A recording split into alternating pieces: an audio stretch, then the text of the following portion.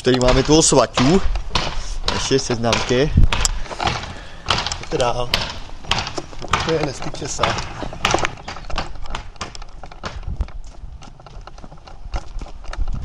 Ten kocourek.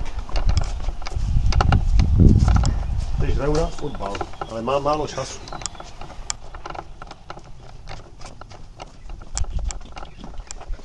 Bolí. Druhá. Teď natoč. A mají čeledína. No a to je to moje pole. Holky mi pomáhají. Takže já nevím, co ještě říct, no. Tak však to tu vidíte, ne? Tak rád vás to, že já tu vítám, no. Tam budeme grillovat maso odpoledne. Mama říkala, že koupí takový ten grill, ten drahý, to jsem říkal, že něco zrobím sám. Ale to tam nedávejte, to se nechci chlubit.